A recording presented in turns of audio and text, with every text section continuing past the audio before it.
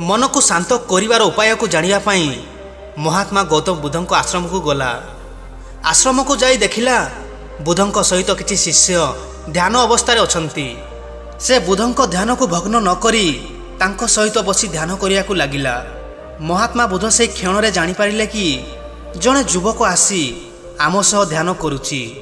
से युवक को आसीबार कारण न पचारि अपेक्षा कले कि से केते समय पर्यंत शांत मनरे ध्यान करि पारुछि। सही युवकटी ध्यान करिया को तो बसी पड़िला, मात्र स्थिर मनरे ध्यान करि पारिला नाही।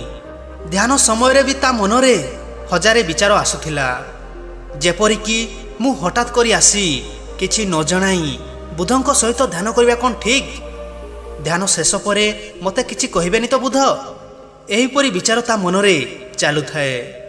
ता मनर एपरि अस्थिरता को जानी पारी गौतम बुद्ध ध्यान भग्न करी ताको पचारिले, हे युवक, मु तुमर कौन साहाय्य करि पारिबी? एहा सुनी से युवकटी आखि खोली बुद्ध को प्रणाम करी कहिला, हे बुद्ध, मु आपणक पाखक मन को किपरि शांत करिहेब तार उपाय जानिबाकू आसीछि। मो मन बिल्कुल भी शांत रहू नाही, सबुबले मनरे चिंता आसुछि। जदि भी मु कोनोसी समस्या को समाधान करी सेही समस्या को दूर करुछि, एहा सत्य भी मो मन भितरे भविष्यतर जीवन को नहीं चिंतारे घेरी रहूछि। मो अशांत मन कारणरू मु एते विरक्त होई गलिनी कि बुझी पारुनी एहार समाधान पाई मु कोन करिबी। तेणु हे गुरुवर, हे बुद्ध, मते एहार रास्ता देखांतु। गौतम बुद्ध मन को किपरि शांत अवस्था रे आनिबो एहार उपाय गुडी को बुझाया को जाई सही युवक समेत समस्त शिष्यों को बुझाई कि कहिले, समस्तଙ୍କ जीवन रे किछि ना किछि सुख एवं दुख आसी थाए, जहार कारण पाई आमर मन अशांत रही थाए। गोटे अशांत मन ए दुनियार कोनोसी भी सुख को अनुभव करि पारिबो नाही। ताकू जेते भी धन संपत्ति देले मध्य से एतिपाई खुशी होई पारिबो नाही। से सही धन संपत्ति को पाइबी दुखित रहिबो, परंतु जेउ मनुष्यर मन शांत ता पाखरे किछि थाउ कि न थाउ से समस्त क्षणर खुशी रे आनंद नहीं पारिबो। से सबु समय को खुशी खुशी रे बितेई पारिबो। एहा सहित से एही दुनियार परम सुख ओ आनंद मध्य प्राप्त करि पारिबो। तेबे सबुरी मूलरे प्रश्न उठुछि कि आमे आम जीवन को शांत किपरि करिबा? दुनियार एते भिड़ चालरे अशांत मन को शांत करिबा तो करिबा किपरि? एही समस्यार मात्र गोटिए समाधान अछि, ताहा हेउछि ध्यान। ध्यान करिबा द्वारा ही आमर मन शांत होइथाए। आमे विभिन्न प्रकार विचार एवं भावना ठारू दूर होइथाउ।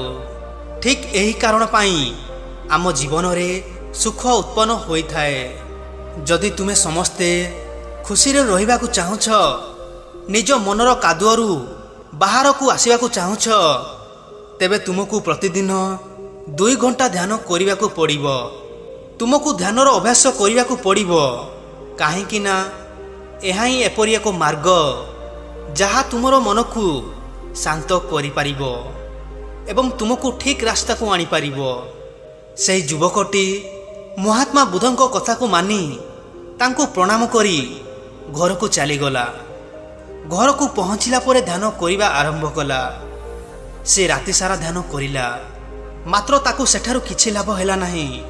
एही कारणरू से ता पर सकाळ रे पुनर्बार बुद्धंक आश्रम को गला एवं बुद्धंक प्रणाम करी कहिला, हे बुद्ध, आपण कहिबा अनुसारे मु राति सारा ध्यान कली, किंतु सेठारु मते किछि लाभ प्राप्त हैला नाही।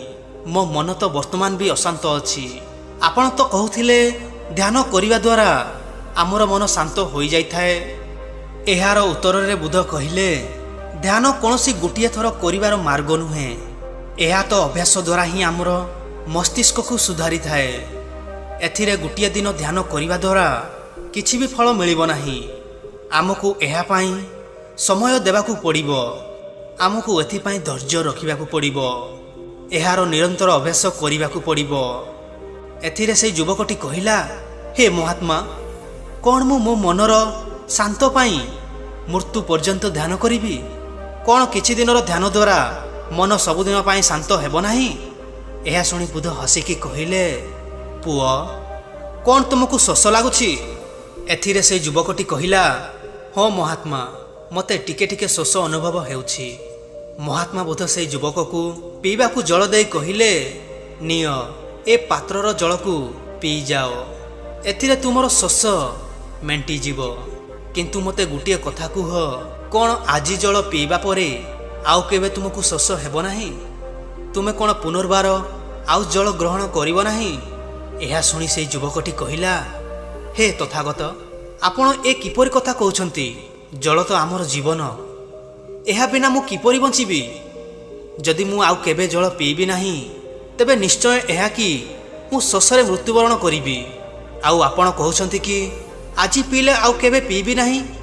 ଏହା କିପରି ସମ୍ଭବ ଅଟେ? ଶୋଷ ତ ଆମକୁ ସବୁଦିନ ଲାଗିଥାଏ। ସେହି ଯୁବକଟିର ଏହି କଥା ଶୁଣି ବୁଧ ପୁନର୍ବାର ହସିକି କହିଲେ, ଯେଉଁ ପ୍ରକାରରେ ଗୋଟିଏ ଥର ଜଳ ସେବନ କରିବା ଦ୍ୱାରା ଆମର ଶୋଷ ମେଣ୍ଟି ନଥାଏ, ଠିକ୍ ଏହି ପ୍ରକାରରେ ଗୋଟିଏ ଦିନ ଧ୍ୟାନ କରିବା ଦ୍ୱାରା ଆମର ମନ ଶାନ୍ତ ହୋଇନଥାଏ। ଆମ ମନକୁ ବି ଭୋକ ଲାଗିଥାଏ, ତେଣୁ ଆମକୁ ପ୍ରତିଦିନ ତାକୁ ଆହାର ବି ଦେବାକୁ ହୋଇଥାଏ। ତାକୁ ବି ସବୁଦିନ ଧ୍ୟାନ କରିବାର ଆବଶ୍ୟକତା ଅଛି। ଯଦି ଆମେ ନିରନ୍ତର ଭାବରେ ଧ୍ୟାନ କରିବା, ଏହାର ଅଭ୍ୟାସ ଜାରି କରିବା, ତେବେ ଧୀରେ ଧୀରେ ଆମର ମନର ଭୋକ ଓ ଶୋଷ ଶାନ୍ତ ହୋଇଯିବ ଏବଂ ଗୋଟିଏ ସମୟରେ ଆମର ମନ ସମସ୍ତ ବିଚାର ଗୁଡ଼ିକୁ ଉତ୍ପନ୍ନ କରିବା ବନ୍ଦ କରିଦେଇଥାଏ ଏବଂ ସମୟ ଆସିଲେ ଆମର ମନ ସମସ୍ତ ବିଚାର ଗୁଡ଼ିକୁ ଉତ୍ପନ୍ନ କରିବା ବନ୍ଦ କରିଦେଇଥାଏ। ସେତେବେଳେ ସେ ବାହାରର କୌଣସି ଅଦରକାରୀ ବିଚାର ଗ୍ରହଣ କରିନଥାଏ ଏବଂ ଭିତରେ ଥିବା ଖରାପ ବିଚାରକୁ ଆପେ ଆପେ ସମାପ୍ତ କରିଦେଇଥାଏ। ଠିକ୍ ଏହି ପ୍ରକାରରେ ଆମର ମନ ଶାନ୍ତ ଅବସ୍ଥାକୁ ଆସିଥାଏ। ଆଗକୁ ମହାତ୍ମା ବୁଧ ସେହି ଯୁବକକୁ କହିଲେ, ପୁଅ, ତୁମେ ତ କହୁଥିଲ କି ତୁମେ ରାତିସାରା ଧ୍ୟାନ କରିଛ, କିନ୍ତୁ ଏହା ପରେ ବି ତୁମ ମନ ଶାନ୍ତ ହେଉନାହିଁ। ପୁଅ, ତୁମେ ତୁମ ଅନୁସାରେ ଗୋଟିଏ ଘଣ୍ଟା ଗୋଟିଏ ଦିନ ଧ୍ୟାନ କରିପାରିବ, କିନ୍ତୁ ଏହାର ଲାଭ ବି ତୁମକୁ ସେତିକି ମିଳିବ। ଅର୍ଥାତ୍ ତୁମେ ଏହା ମାନ କି ଯଦି ତୁମେ ଗୋଟିଏ ଦିନ ପାଇଁ ଧ୍ୟାନ କରୁଛ, ତେବେ ତୁମ ମନ କେବଳ କିଛି ସମୟ ପାଇଁ ଶାନ୍ତ ରହିବ। ମାତ୍ର ସେହି ସମୟ ସରିଲା ପରେ ତାକୁ ଅବଶ୍ୟ ଭୋକ ଲାଗିବ। ସେ ପୁନର୍ବାର ଅଶାନ୍ତ ହୋଇଯିବ ଏବଂ ସେ ପୂର୍ବ ପରି ଏଠାକୁ ସେଠାକୁ ଯିବ, ବାହାର ବିଚାର ଗୁଡ଼ିକୁ ନିଜ ଭିତରକୁ ଟାଣିବ। କାହିଁକି ନା ତାକୁ ବି ତ ଭୋକ ଲାଗୁଛି, ତାକୁ ବି ତ ଖାଦ୍ୟ ଦରକାର। ତେଣୁ ତାକୁ ଶାନ୍ତ କରିବା ପାଇଁ ତୁମକୁ ଧ୍ୟାନର ଖାଦ୍ୟ ତାକୁ ଦେବାକୁ ପଡ଼ିବ। ନଚେତ୍ ସେ ବିଭିନ୍ନ ପ୍ରକାର ବିଚାର ଗୁଡ଼ିକୁ ନିଜ ଭିତରେ ପ୍ରବେଶ କରାଇବା ଦ୍ୱାରା ମନ ଅଶାନ୍ତ ହୋଇ ଚିନ୍ତାରେ ପରିଣତ ହେବ। ତେଣୁ ଚିନ୍ତାରୁ ମୁକ୍ତ ହେବାକୁ ଚାହୁଁଛନ୍ତି ଯଦି